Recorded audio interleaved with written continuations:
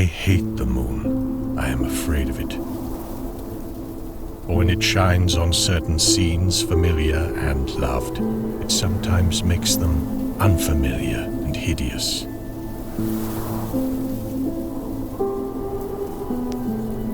It was in the spectral summer when the moon shone down on the old garden where I wandered. The spectral summer of narcotic flowers and humid seas of foliage that bring wild and many-colored dreams.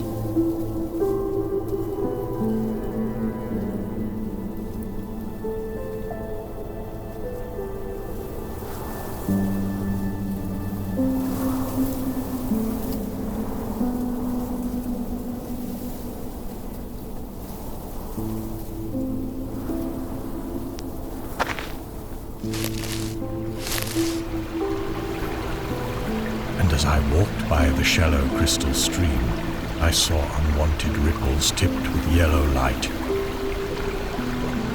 as if those placid waters were drawn on in restless currents to strange oceans that are not in the world.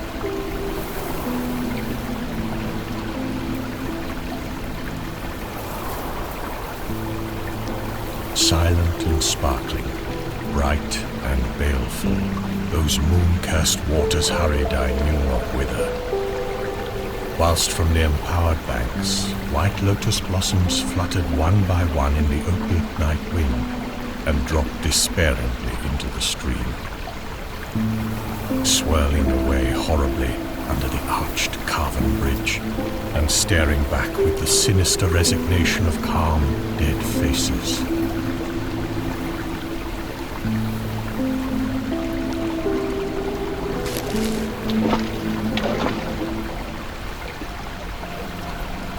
As I ran along the shore, brushing sleeping flowers with heedless feet, and maddened ever by the fear of unknown things and the lure of the dead faces, I saw that the garden had no end under that moon.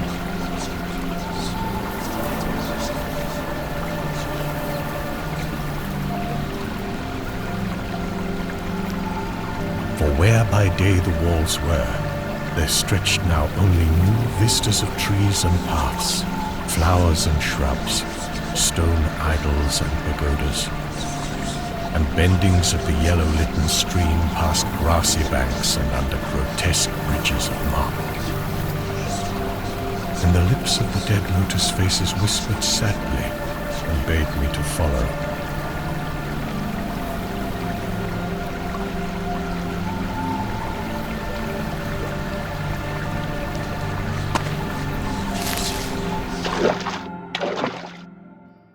Nor did I cease my steps till the stream became a river, and joined amidst marshes of swaying reeds and beaches of gleaming sand, the shore of a vast and nameless sea.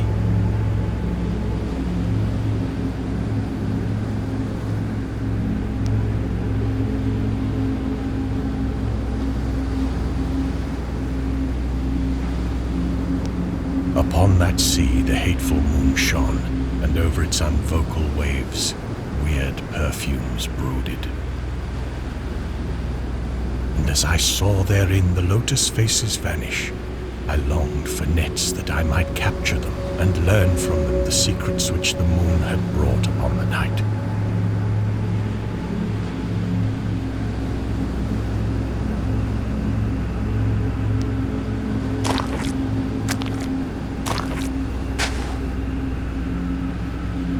But when the moon went over to the west, and the still tide ebbed from the sullen shore, I saw in that light old spires that the waves almost uncovered, and white columns gay with festoons of green seaweed.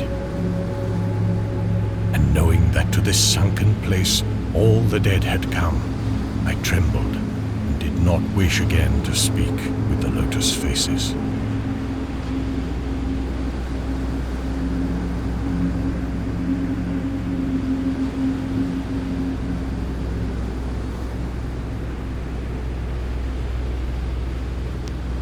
Yet when I saw afar out in the sea a black condor descend from the sky to seek rest on a vast reef, I would fain have questioned him and asked him of those whom I had known when they were alive.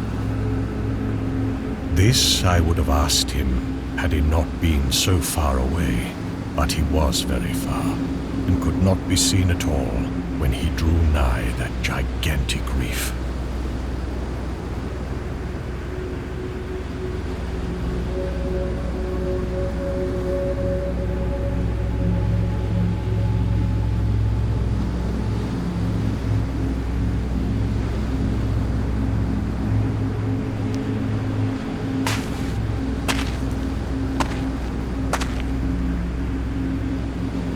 So I watched the tide go out under that sinking moon and saw gleaming the spires, the towers, and the roofs of that dead, dripping city.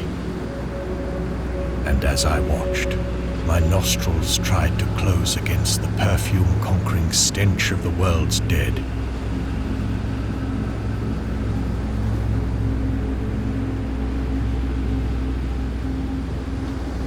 For truly, in this unplaced and forgotten spot, had all the flesh of the churchyards gathered for puffy sea worms to gnaw and glut upon. Over those horrors, the evil moon now hung very low, but the puffy worms of the sea need no moon to feed by. And as I watched the ripples that told of the writhing of worms beneath, I felt a new chill from afar out, whither the condor had flown. As if my flesh had caught a horror before my eyes had seen it.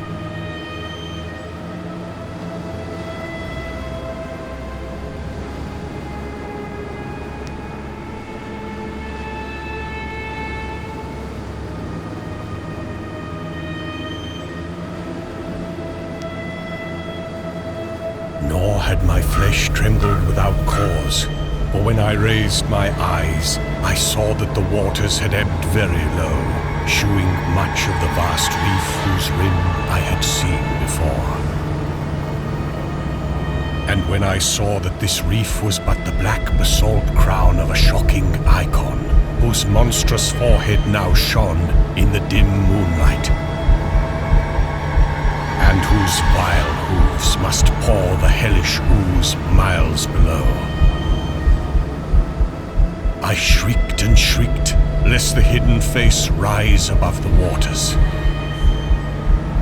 and lest the hidden eyes look at me after the slinking away of that leering and treacherous yellow moon.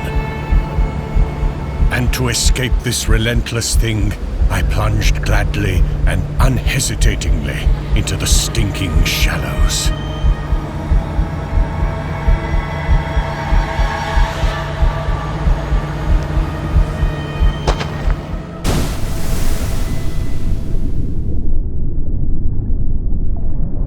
Where amidst weedy walls and sunken streets, fat sea worms feast upon the world's dead.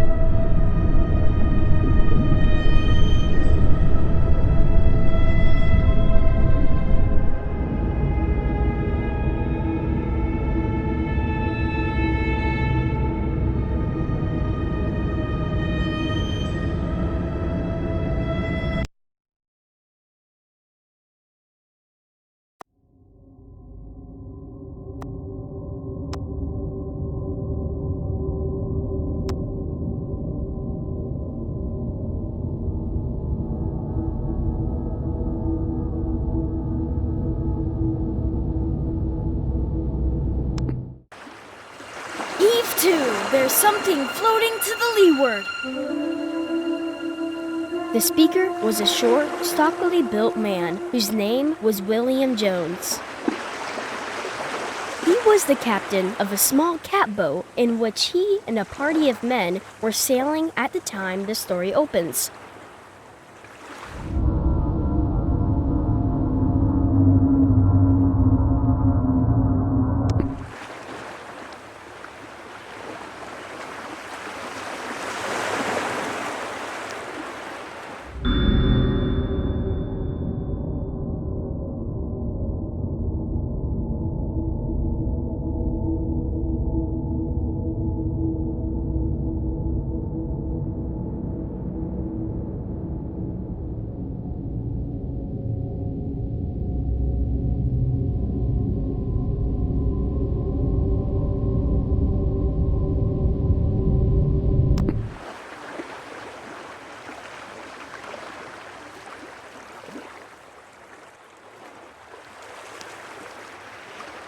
Aye, aye, sir, answered John Towers, and the boat was brought to a standstill. Captain Jones reached out his hand for the object, which he now discerned to be a glass bottle.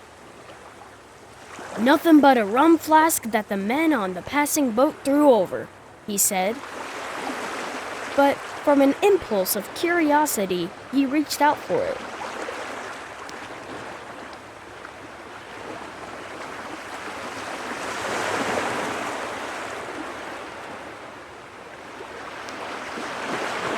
It was a rum flask, and he was about to throw it away when he noticed a piece of paper in it. He pulled it out, and on it read the following: January 1st, 1864. I am John Jones, who writes this letter. My ship is fast sinking with the treasure on board. I am where it is marked on the enclosed chart.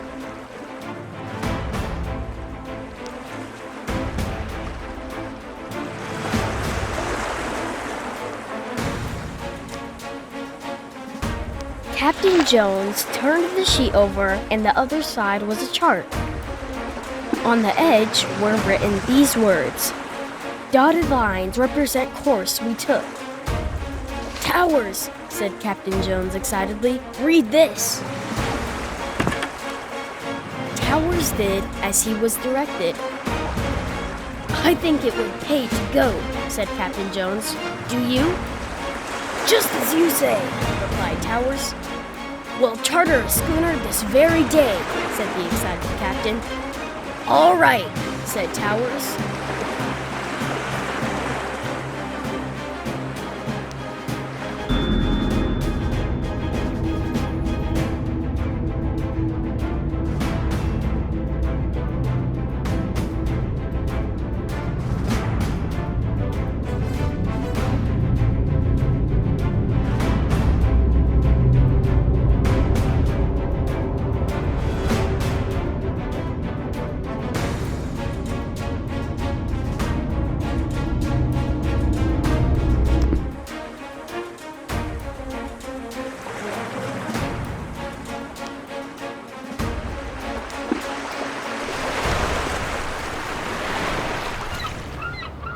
So they hired a boat.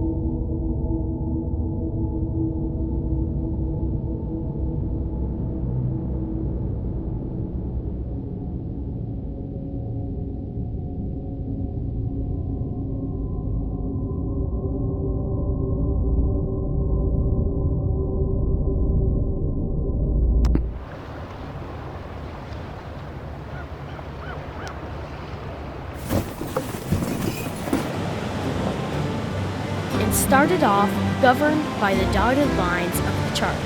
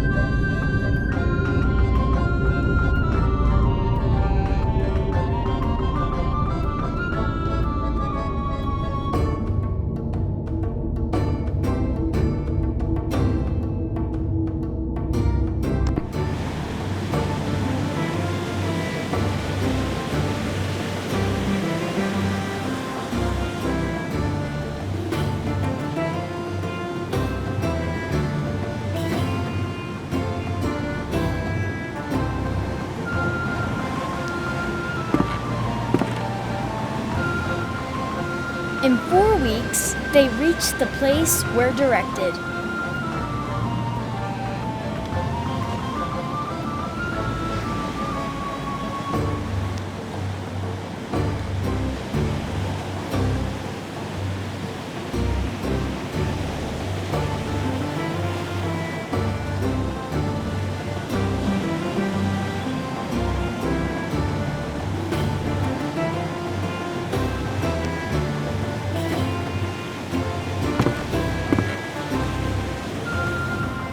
And the divers went down.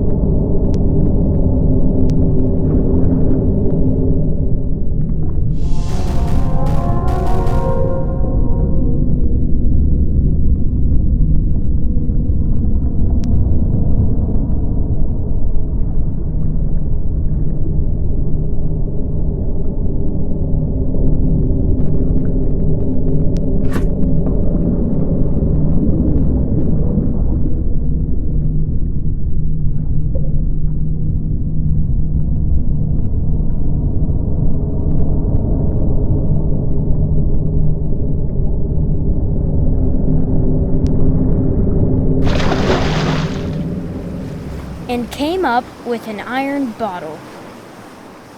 They found in it the following lines scribbled on a piece of brown paper.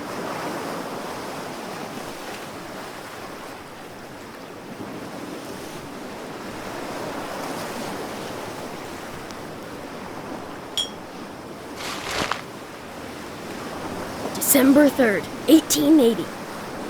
Dear Searcher, excuse me for the practical joke I have played on you, but it serves you right to find nothing for your foolish act. Well, it does, said Captain Jones. Go on. However, I will defray your expenses to and from the place you found your body. I think it will be $250, so that amount you will find in an iron box. I know where you found the bottle because I put this bottle here. And the iron box. And then found a good place to put the second bottle. Hoping the enclosed money will defray your expenses some I close. Anonymous.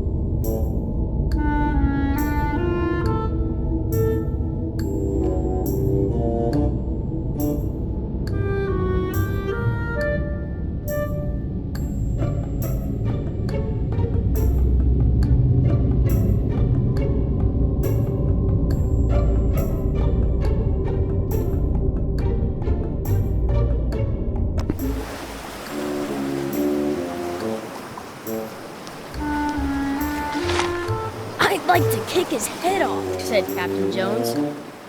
Here, diver, go and get the $250.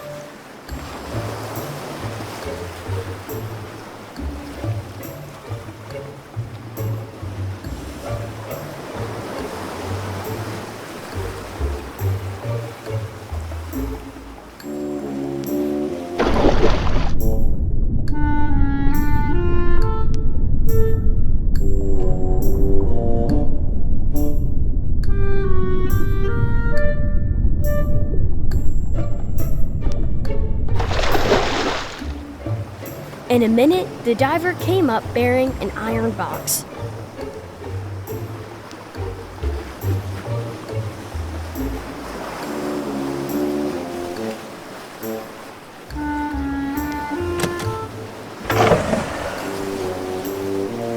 Inside it was found $250. It defrayed their expenses, but I hardly think that they will ever go to a mysterious place as directed by a mysterious bottle.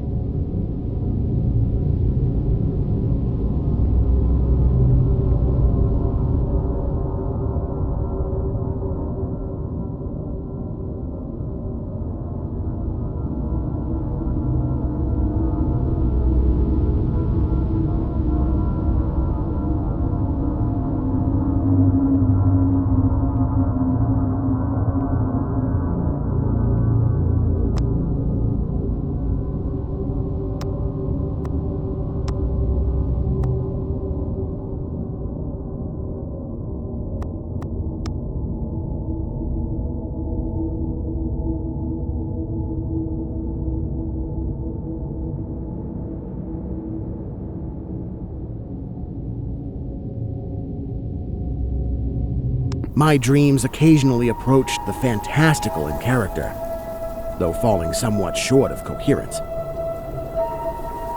One scene is especially stamped upon my recollection. That of a dank, fetid, reed-choked marsh under a gray autumn sky.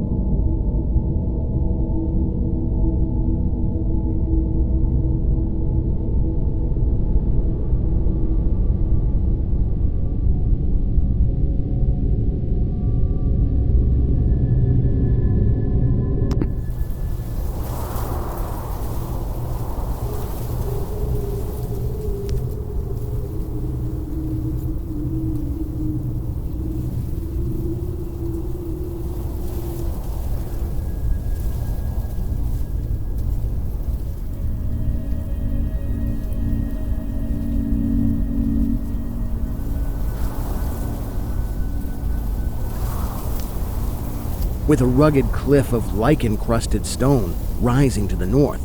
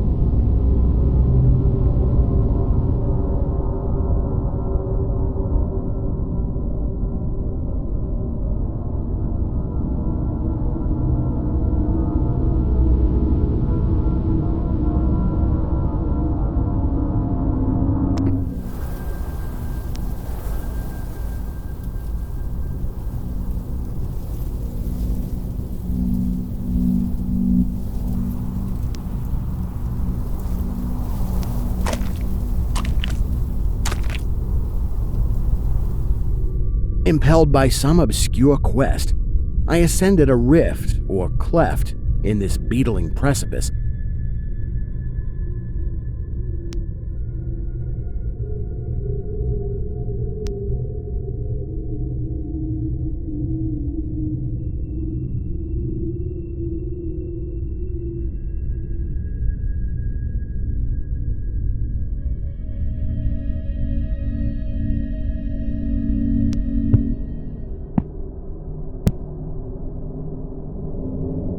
Noting as I did so the black mouths of many fearsome burrows extending from both walls into the depths of the stony plateau.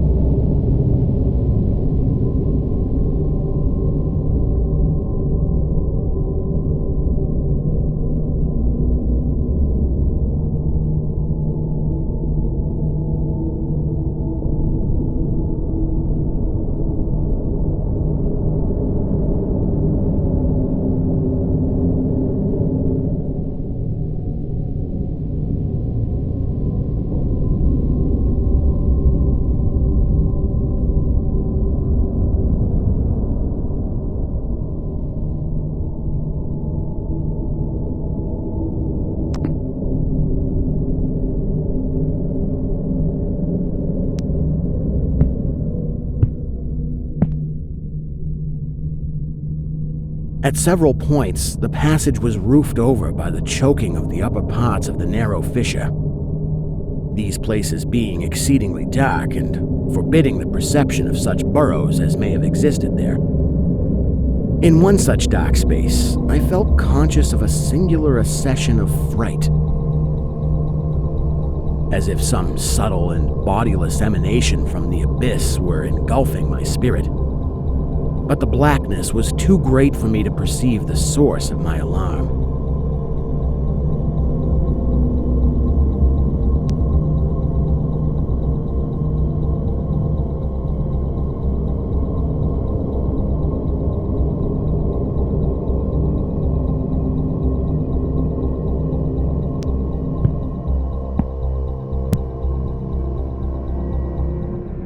At length, I emerged upon a tableland of moss-grown rock and scanty soil, lit up by a faint moonlight which had replaced the expiring orb of day. Casting my eyes about, I beheld no living object, but was sensible of a very peculiar stirring far below me amongst the whispering rushes of the pestilential swamp I had lately quitted.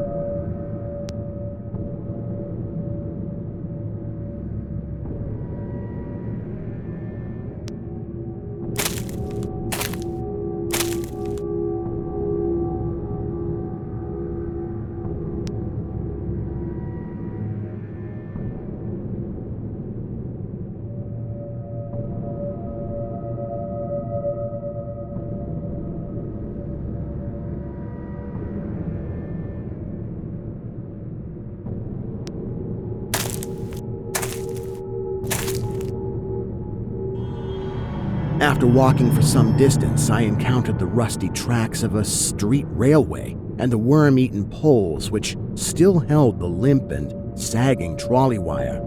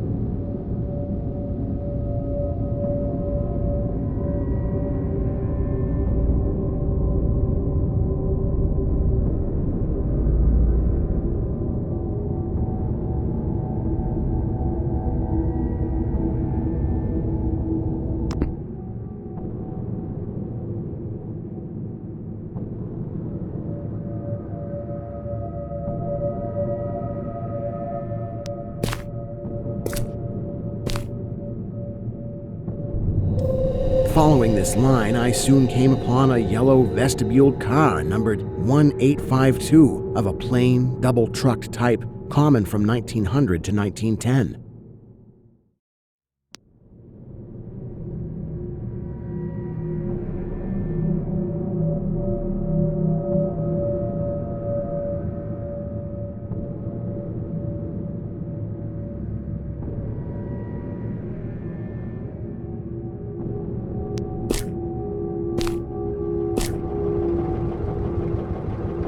It was untenanted, but evidently ready to start.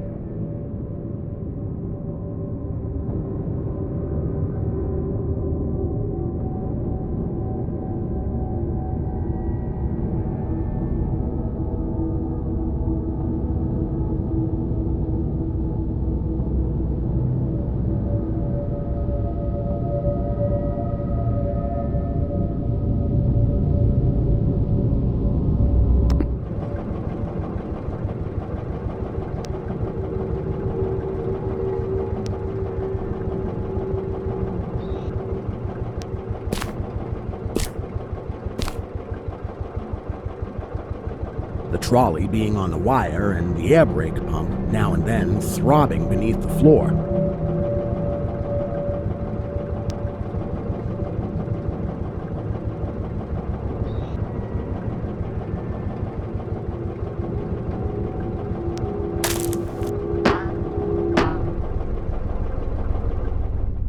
I boarded it and looked vainly about for the light switch.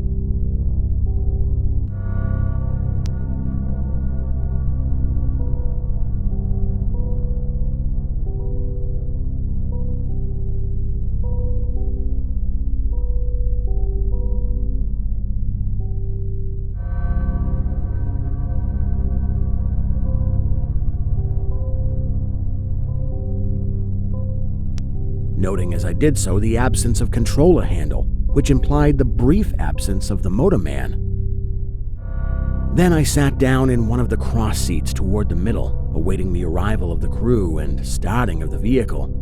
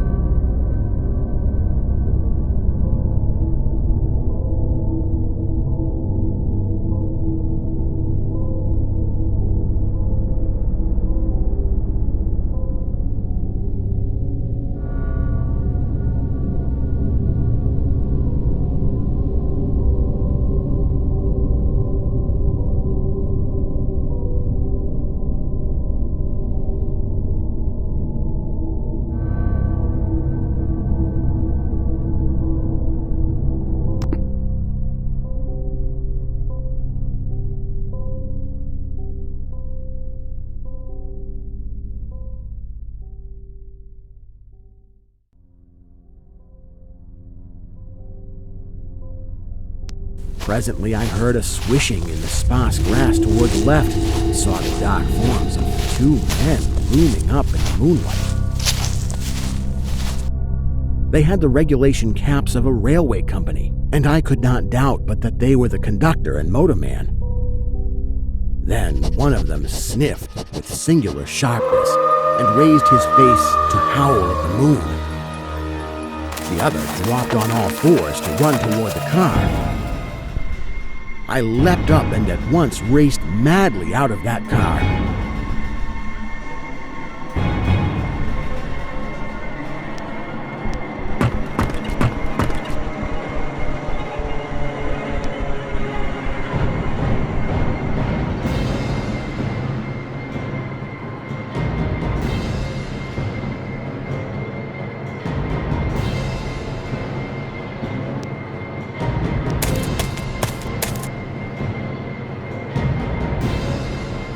And away across endless leagues of plateau till exhaustion waked me.